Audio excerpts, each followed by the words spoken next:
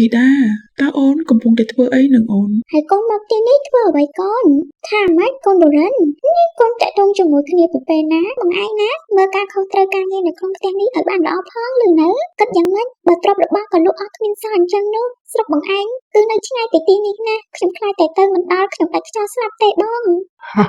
ពួកឯងទាំងពីរមកពីណាដល់តែពីរនាក់ដូចជាមិនខ្លាចសោះចាបងខ្ញុំមិនខឹងហើយក៏មិនស្អប់បងទេខ្ញុំនៅតែគោរពស្រឡាញ់បងជានិច្ចតែបងមកពេលនេះគឺវាហួសពេលហើយបង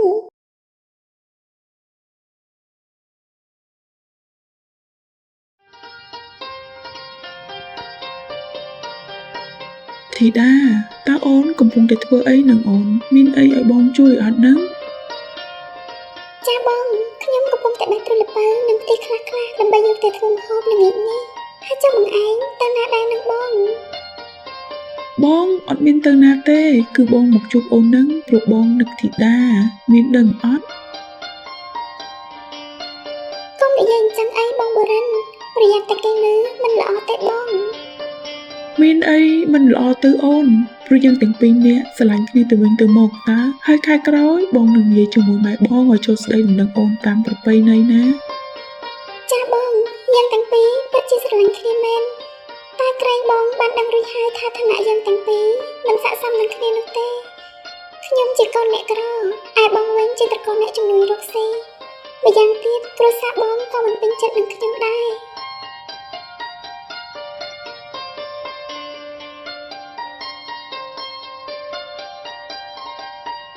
ណែកូនបរិនហើយកូនមកទីនេះធ្វើអ្វីកូនបាច់មិននៅផ្ទះនេះល្ងាចហើយណាកូនបាត់ម៉ែហើយម៉ែទៅណាដែរបានជាមកដល់ទីនេះកូនមកទីនេះគឺមកលេងអូនធីតាណាម៉ែអូមែនហើយជ្រុលជាម៉ែបានមកដល់ហើយកូនចង់ឲ្យម៉ែស្គាល់ផងថាធីតាគឺជាសង្សារកូនណាម៉ែថាម៉េចកូនបរិននេះកូនតាក់ទងជាមួយគ្នាពីពេលណាកូនមិនដឹងទេអីថាខែក្រោយនេះកូននឹងទៅរៀបការជាមួយនឹងក្មួយលាក់តែជាកូនលោកសេដ្ឋីច័ន្ទនៅរំលងភូមិមួយទៀតហ្នឹងណាកូនអត់ទេម៉ែកូនមិនអាចទៅរៀបការជាមួយនឹងអ្នកដែលមិនស្គាល់ទេណាម៉ែព្រោះកូនក៏មានអ្នកដែលកូនស្រឡាញ់រួចហើយមិនក៏សុកម៉ែឲ្យកូនទៅរៀបការជាមួយនឹងអ្នកផ្សេងបែបនេះម៉ែបាននិយាយគ្នារួចហើយមិនអាចលេបសម្ដីវិញបានទេគេជាកូនស្ថិមានចំណូលនៅក្នុងដៃច្រើនមិនមែនដូចជាអ្នកខ្លះគ្មានទ្រព្យសម្បត្តិមានធ្វើសារបន្តិចបន្តួចសឹងតែមិនចង់រស់នោះទេណាកូនម៉េចម៉ែនិយាយបែបនេះធីតាធ្វើបើគ្មានទ្រព្យមែនតែនាងមានអត្តចរិតល្អចេះរៀបចំទុកដាក់សមសួនណាស់ម៉ែតើឯងចង់ទៅតាមនាងក្ររហាននិងរកស៊ីចិញ្ចឹមឪពុកម្ដាយគេមែនទេកូនបរិនមីងនិយាយត្រឹមតែខ្ញុំបានហើយតែសូមកុំប៉ះដល់ឪពុកម្ដាយខ្ញុំអីគាត់មិនបានទៅរករឿងនឹងអ្នកមីងទេខ្ញុំទាំងពីរពិតជាស្រឡាញ់គ្នាមែនតែបើខ្ញុំបង្ខំចិត្តយកឈ្នះនោះក៏គ្មានបានអីមកវិញដែរព្រោះថាទោះបីជាពួកខ្ញុំខ្លាចជាប្តីប្រពន្ធក៏មីងនៅតែតាមយាយពួកខ្ញុំដដែលហ្នឹងអញ្ចឹងមីងអាចយកកូនមីងឲ្យត្រៀបការជាមួយនឹងអ្នកដែលមីងពេញចិត្តបានណាមីងម៉េចក៏អូននិយាយអញ្ចឹងធីតានេះនាងអ្នកនិយាយទៅណាតោះកូនបរិនឆាប់ទៅផ្ទះត្រៀមទៅចូលរោងការទៅណាកូនតែខ្ញុំ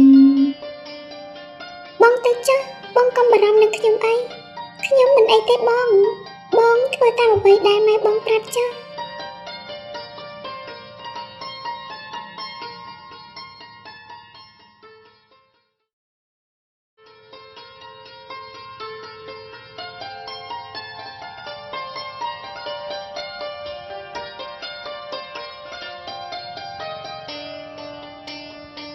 បរិនកូនខែក្រោយកូនត្រូវរៀបការជាមួយនឹងកូនលោកសេដ្ឋីច័ន្ទព្រោះម៉ែបាននិយាយគ្នារួចអស់ហើយណាកូននេះម៉ែមកចាប់បង្ខំកូនអត់មានបានសួរកូនខ្លះទេមែនម៉ែនេះម៉ែក៏ឃើញថាកូនមានអ្នកដែលកូនស្រឡាញ់រួចហើយគឺអូនធីតានេះកូនឯងចេះប្រកែកជាមួយម៉ែតាំងពីពេលណាកូនម៉ែណាគឺចង់ឲ្យកូនបានល្អខ្ពស់មុខខ្ពស់មាត់មួយទៀតការងាររកស៊ីរបស់យើងពេលនេះក៏មិនសូវកាក់កបដែរអញ្ចឹងបើកូនរៀបការជាមួយនឹងកូនលោកសេដ្ឋីច័ន្ទទៅគ្រួសារយើងក៏បានឡើងទៅតាមនឹងដែរណាកូនតែខ្ញុំមាន នេះកូនឯងសុខចិត្តឃើញម៉ែដេកឈឺឬយ៉ាងម៉េចកូនម៉ែលើចាត់ទុកថាម៉ែសុំកូនឯងជាលើកចុងក្រោយទៅចុះណាកូនម៉ែនេះកូនតាមម៉ែគ្រប់រឿងអស់ហើយម៉េចក៏ម៉ែមិនលើកលែងឲ្យកូនសំបីតែរឿងគូអនាគតអញ្ចឹងអ្នកម៉ែ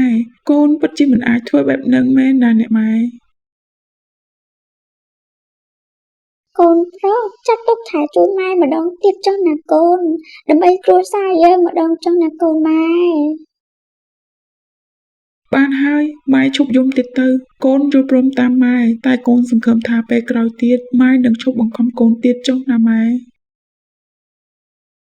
ចាកូនម៉ែឈប់បង្ខំកូនទៀតហើយ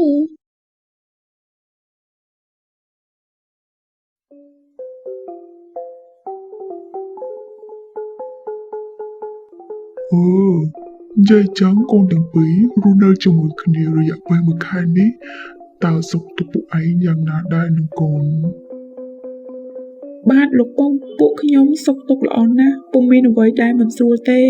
អញ្ចឹងល្អហើយថ្ងៃនេះពុកនិងម៉ែឯងមានរឿងចង់និយាយជាមួយពួកឯងទាំងពីរបន្តិចណាកូនបាទពុកមានរឿងអ្វីពុកឆាប់និយាយមកកូនរងចាំស្ដាប់ណាពុកម៉ែឃើញថាកូនឯងមានភាពអត់ធ្មត់និងឆ្លាតអញ្ចឹងពុកចង់ប្រគល់មុខជំនួយដែលពុកខំសាងមកជាច្រើនឆ្នាំឲ្យទៅឯងជាអ្នកគ្រប់គ្រងបន្តព្រោះពុកនិងម៉ែឯងក៏កាន់តែចាស់រីឯសុខភាពវិញក៏ទ្រុឌទ្រោមណាស់ដែរមួយទៀតត្រូវមើលថែកូនស្រីពុកឲ្យបានល្អណាកូនបាទពុកសូមពុកម៉ែកុំបារម្ភអីកូននឹងមើលថែអន្លាក់គ្រួសារមួយនេះឲ្យបានល្អសូមអ្នកទាំងពីរកុំបារម្ភអីចាពុកម៉ែសូមពុកម៉ែកុំបារម្ភអីបងបុរិនគាត់ជាមនុស្សល្អនិងឆ្លាតណាស់ពុកម៉ែអាចទុកចិត្តគាត់បានអញ្ចឹងល្អហើយកូន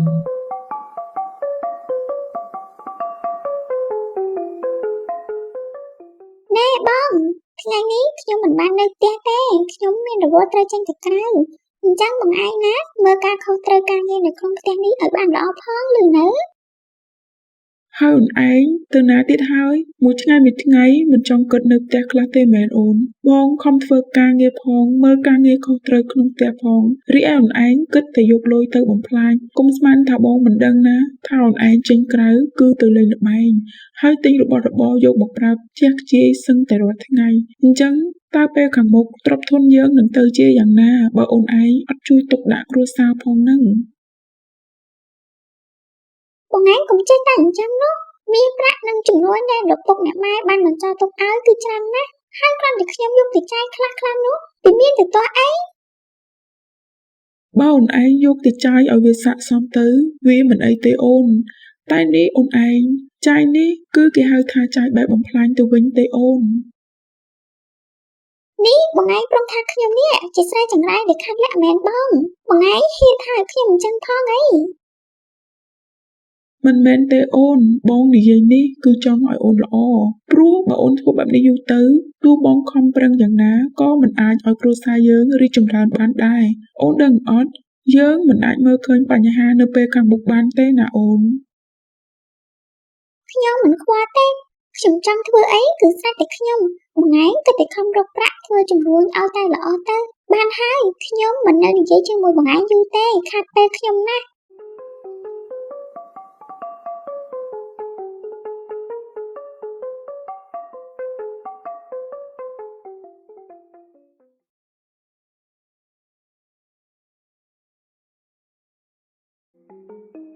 ណែបងឥឡូវតើយើងគិតយ៉ាងម៉េចបើទ្រព្យរបស់ក៏លក់អស់គ្មានសល់អញ្ចឹងនោះចូលអូនឯងឲ្យបងគិតយ៉ាងម៉េចបើពេលដែលនៅមានទ្រព្យសម្បត្តិអូនឯងមិនជួយទុកដាក់ហើយអូនឯងគិតតែបំផ្លាញថែមនឹងអញ្ចឹងទោះបងខំរកយ៉ាងណាក៏មិនអាចសល់ដែរណាអូនដល់ពេលអញ្ចឹងទៅអូនឯងមកសួរបងគឺវាហួសហើយអូនឥឡូវមានតែយើងចេញពីទីនេះដើម្បីទៅរកជួបម៉ែបងវិញក្រែងគាត់អាចជួយបានខ្លះតែថាស្រុកបងឯងគឺនៅឆ្ងាយពីទីនេះណាខ្ញុំខ្លាចតែទៅមិនដល់ខ្ញុំដាច់ខ្យល់ស្លាប់ទេបងបើអូនឯងគិតអញ្ចឹងមានតែនៅដេកស្លាប់ទីនេះព្រោះពេលនេះយើងគ្មានសល់អ្វីទៀតទេវាមិនឆ្ងាយទេយើងដើរខ្លះសម្រាប់ខ្លះរកអីហូបតាមផ្លូវបណ្ដើរទៅគង់តែទៅដល់ទេអូនអញ្ចឹងក៏បានដែរបង អញ្ចឹងស្អែកព្រឹកយើងស្រោតដំណើរពីព្រឹកណាអូនព្រោះពេលព្រឹកវាត្រជាក់អាចឲ្យយើងដើរបានយូរ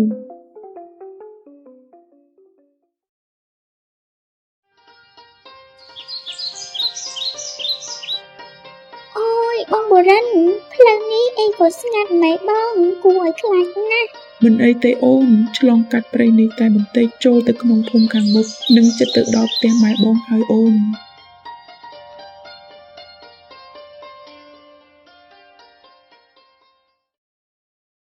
ហាហាហាពួកឯងទាំងពីរមកពីណាដើរតែពីរនាក់ដូចជាមិនខ្លាចសោះ បងបុរិនហើយវាជានរណា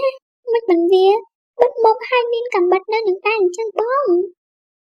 អូនលាក់នៅពីក្រោយបងមកអូនវាគឺជាចង់ព្រៃណាអូន ថាម៉េចចៅអីបង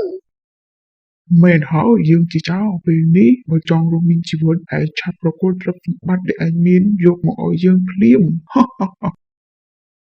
អោលោកបងចៅពួកខ្ញុំគ្មានទ្រព្យអ្វីទេសូមលោកបងកុំធ្វើបាបពួកខ្ញុំអី យើងជឿឯងនិយាយកុហក មែនហើយគាត់និយាយនេះគឺពិតមែនពួកខ្ញុំគ្មានទ្រព្យរបស់អ្វីទេសូមលោកបងចៅកុំធ្វើបាបពួកខ្ញុំអី ពួកឯងពិតជារឹងក្បាលមែនយ៉ានាងនេះស្អាតដែរតើនាងត្រូវជាអ្វីនឹងអាម្នាក់នេះបើពួកឯងគ្មានទ្រព្យសម្បត្តិយើងនឹងយកស្រីម្នាក់នេះក៏បាន នាងគឺជាប្រពន្ធរបស់ខ្ញុំទេលោកបងសូមលោកបងលើកលែងផង យើងមានទ្រព្យច្រើនណាស់បើនាងមកនៅជាមួយយើងធានាថានាងមិនលំបាកវេទនាបែបនេះទេតើនាងគិតយ៉ាងម៉េចដែរ ណែនេះឯងនិយាយពិតមែនទេ យើងជាចោរយើងដើរប្លន់គេបានទ្រព្យច្រើនណាស់មានរឿងអីដែលយើងនិយាយកុហកនោះ អញ្ចឹងក៏បានខ្ញុំព្រមទៅនៅជាមួយនឹងឯង អូនលាក់នេះអូននិយាយអីនឹងអូនមានបងដែលជាប្តីហើយណាអូនមិនបានជាអូនចង់ទៅនៅជាមួយគេបែបនេះហាអូន ឈប់និយាយនេះមកពីឯងមិនអាចផ្ដល់ក្តីសុខឲ្យនាងបានទើបបានជានាងមិនចង់រស់នៅជាមួយឯង មែនហើយបងគេពិតជាមិនអាចផ្ដល់អ្វីឲ្យខ្ញុំបានទេមើលចុះគេបាននាំខ្ញុំដើរឡើងឈឺជើងហើយហូបតែផ្លែឈើព្រៃតើឲ្យខ្ញុំនេះរស់យ៉ាងម៉េចទៅ នេះអូនពិតជាដាច់ចិត្តចោលបងមែនអីអូន ចាមែនហើយ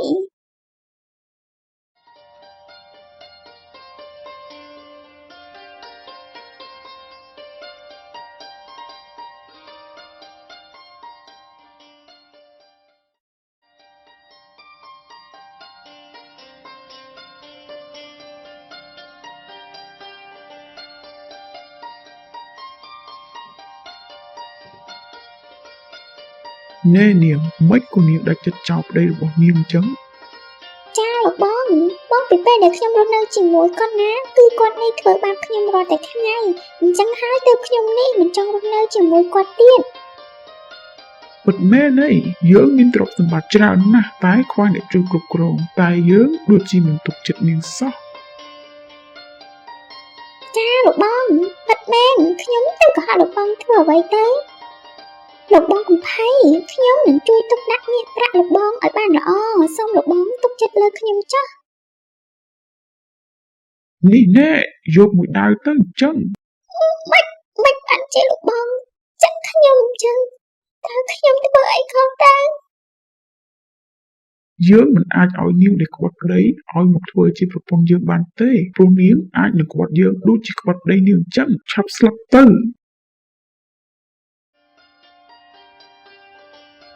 កូនបុរិនហើយមិនបានជាសភាពកូនពិបាកម្ល៉េះកូនម្ដាយ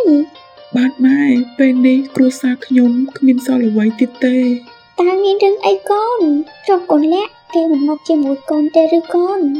រឿងវាវែងឆ្ងាយណាស់ម៉ែកាលពីលោកពុកអ្នកម៉ែអូនលាក់គាត់នៅរស់គាត់បានទេទ្រព្យសម្បត្តិឲ្យកូនជាអ្នកបន្តគ្រប់គ្រងប៉ុន្តែក្រោយពីអត់ពីពួកលោកទាំងពីរទៅអូនលាក់ចាប់ផ្ដើមប្រែប្រួលគិតតែយកមាសប្រាក់ទៅលេងល្បែងនិងប្រើប្រាស់របបផ្សេងយ៉ាងខ្ជះខ្ជាយមិនជួយទុកដាក់បំរុងកូនឈ្នួលនឹងផ្ទះសម្បែងហើយកូនក៏បានខាតចំនួនគ្មានប្រាក់ទប់ទល់នឹងបញ្ហាទៅបានជាធ្លាក់ខ្លួនដោយពេលនេះណាម៉ែ ចុះពេលនេះកូនអ្នកនៅឯណាកូន បាទម៉ែពេលដែលដើរមកតាមផ្លូវមកទីនេះក៏បានជួបនឹងចៅព្រៃម្នាក់ដោយសារតែនាងសម្លឹងឃើញទ្រព្យសម្បត្តិគេនាងក៏បានសម្រេចចិត្តក្បត់ខ្ញុំព្រមទៅនៅជាមួយនឹងចៅព្រៃម្នាក់នោះបាត់ទៅណាម៉ែ ពធកូនម្ដាយឲ្យម៉ែសុំទោសណាកូនបើម៉ែដឹងថានាងលាក់ជាស្រីបែបនេះម៉ែមិនបង្ខំទេកូនពេលនេះទៅម៉ែដឹងថាស្ដាយក្រោយពេលដែលបានបំបែកបំបាក់កូនជាមួយនឹងក្មួយធីតាដែលជាក្មេងល្អបើពេលនោះកូនរៀបការជាមួយនឹងក្មួយធីតាប្រហែលមិនមានរឿងបែបនេះទេកូន មិនអីទេម៉ែរឿងវាបានកន្លងផុតទៅហើយយើងជប់រំលឹកវាទៀតទៅមែនហើយម៉ែស្អែកនេះកូនចង់ទៅជួបនឹងអូនធីតាតើម៉ែគិតយ៉ាងណាដែរម៉ែ មិនអីទេកូនអញ្ចឹងកូនឆាប់ទៅរកក្មួយធីតាចុះម៉ែមិនថាអីទេកូនម៉ែនឹងសម្រេចចិត្តតាមកូនណាកូនម្ដាយ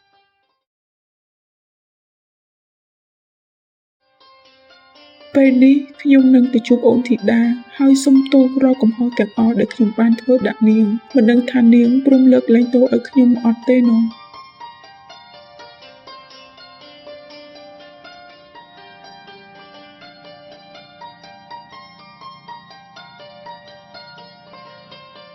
នេះជាផ្ទះធីតាតើមិនបានជាធំខ្លាំងម្ល៉េះមើលទៅប្រហែលអូនធីតាខំប្រឹងរកស៊ីជោគជ័យហើយទៅបានជាមានផ្ទះធំយ៉ាងនេះ អូនធីតាតើអូននៅផ្ទះអត់នឹងអូនបងគឺបូរិនណាអូន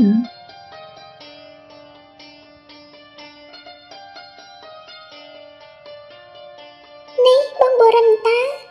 តើបងមកទីនេះមានការអ្វីនឹងបង បាទអូនបងមកទីនេះគឺបងចង់មកសុំទោសនៅកំហុសដែលបងបានធ្វើខុសជាមួយអូនកាលពីមួយរយៈមុនតើអូននៅខឹងបងទេអូន ចាបងខ្ញុំមិនខឹងហើយក៏មិនស្អប់បងទេខ្ញុំនៅតែគោរពស្រឡាញ់បងជានិច្ចតែបងមកពេលនេះគឺវាហួសពេលហើយបង អូននិយាយនេះមានន័យថាម៉េចវិញអូនអញ្ចឹងតើអូននៅស្រឡាញ់បងទៀតអត់បងមកនេះចង់សួរអូនហើយបងនឹងឲ្យម៉ែបងមកស្ដីដណ្ដឹងអូនណាធីតា មានន័យថាពេលនេះគឺខ្ញុំមានប្តីហើយបង ថាម៉េចនេះអូនមានប្តីហើយមែនអូន ធីតាអូនកំពុងនិយាយជាមួយអ្នកណានឹងអូន ចាបងនេះគឺបងបូរិនតែជាអតីតសង្សារចាអូន អូខ្ញុំធ្លាប់បានឮអូនធីតានិយាយពីលោកដែរតើ បាទអញ្ចឹងខ្ញុំគិតលាអ្នកទាំងពីរត្រឡប់ទៅវិញសិនហើយព្រោះត្រូវមានធុរៈនៅផ្ទះដែរ ចាបងអញ្ចឹងបងទៅចុះអរគុណបងដែលបានមកលេងណាបង